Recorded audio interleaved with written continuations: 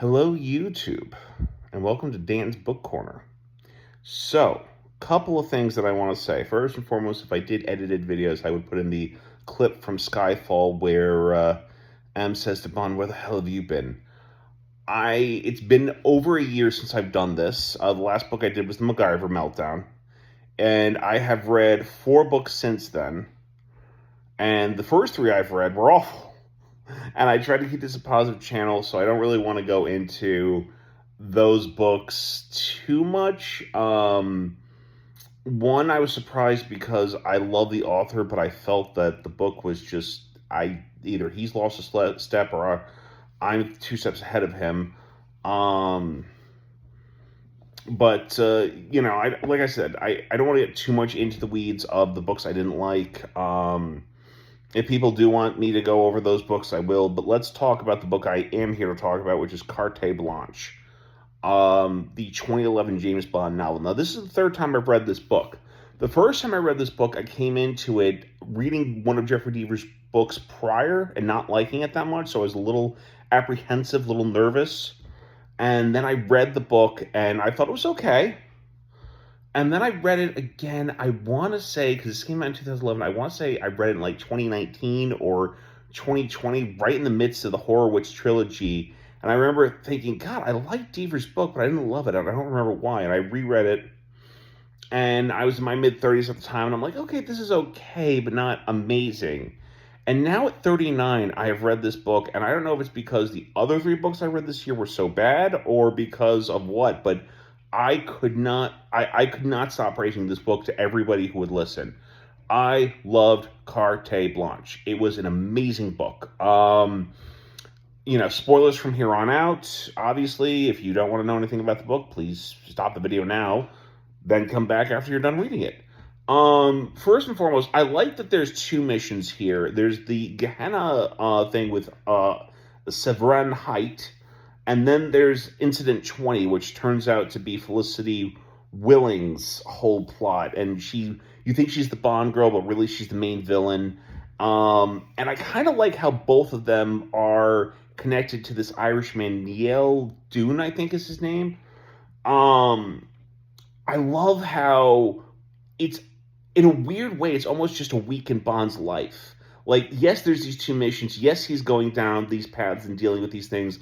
But in a weird way, you just kind of get to see a week in James Bond's life. Like, if it was between the films kind of thing.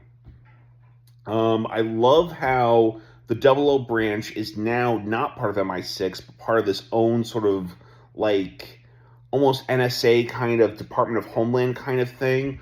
I forget the name of it off the top of my head. And again, I like to do these videos off the top of my head rather than any sort of script in front of me.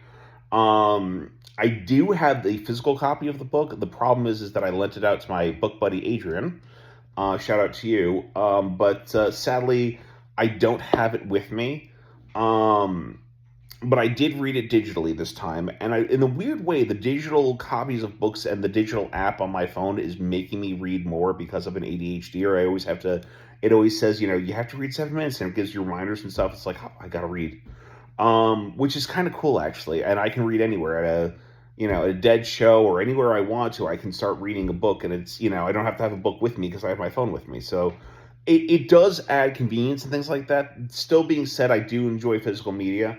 But back into the book, let's get into it. I loved how, there were passages of this book that I would copy and highlight and send to just random people saying, look at how good this is written, and look at how great Bond is in this section. And I love Bond's, one of the things is how he shaves, because he loves the minor challenges in life rather than an electric razor. He uses a straight razor. And, again, I'm like, wow, that's so cool. And it's just Deaver's Bond is very much a modern man, but still has tastes of Fleming. Like, it's not like he's completely removed from Fleming.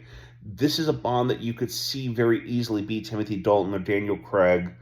And again, the fact that it takes place in 2011, the fact that he has an iPhone, the fact that he makes the annoying joke of, as soon as Q took the iPhone and changed it to add all these, MI6 apps, some idiot within the organization thought of the codename IQ phone. And Bond finds the joke annoying, which I think is even better.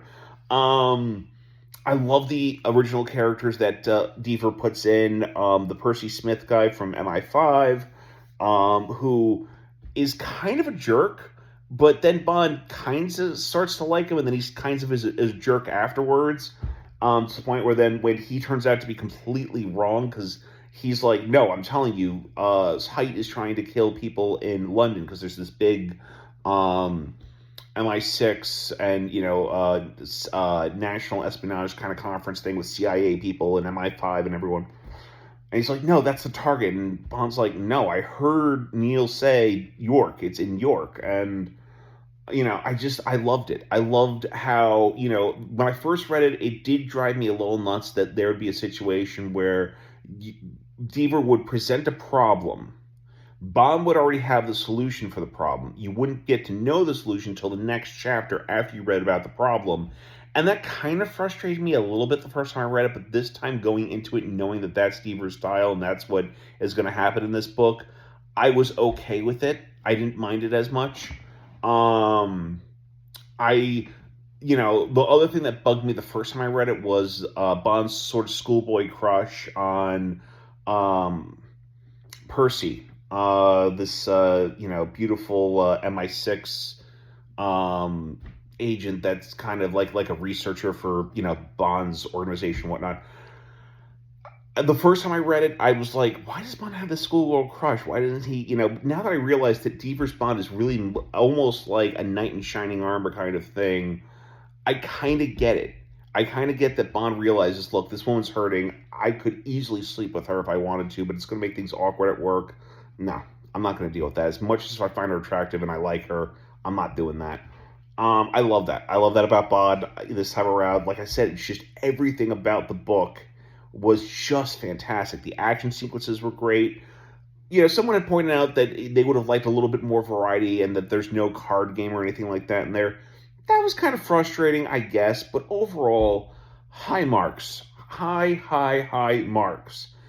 That is it for today with the book review. I will be doing a second second sort of book corner video in just a moment, talking a little bit about the future.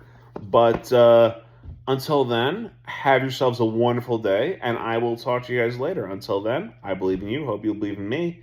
Talk to you in a bit. Bye.